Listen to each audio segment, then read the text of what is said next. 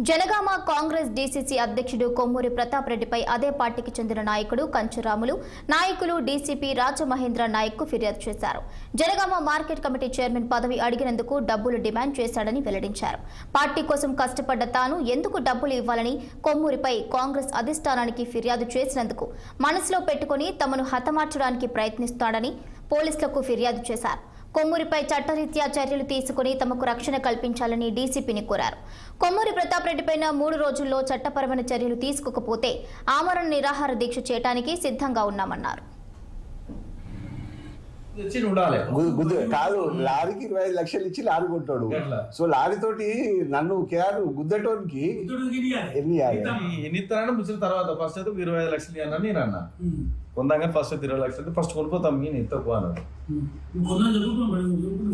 నేను అదే అడిగినా, అన్న పైసా బండి కొన్నా అడ్వాన్స్ ఇవ్వాలన్నా 10 లక్షలు అడిగి తీసుకోకపోయినావు తమ్మి అని. సూర్యంగాన్ని చదివితే కూడా అన్న చేసేది ఉంటే వాళ్ళు ఇట్లా చిల్లర వాళ్ళు ప్రెస్ రిపోర్ట్లు అవన్నీ వస్తున్నాయి, కూర్చుండేటన్నా మాట్లాడదాం. నువ్వు డిసైడ్ అయితే అన్న లేకుండా ఊరికే మాకెందుకన్నా మాకు చూడలేకపోతున్నావు రోడ్ల మీద గరీబ్ అవుతాను గురించి చెప్పిన.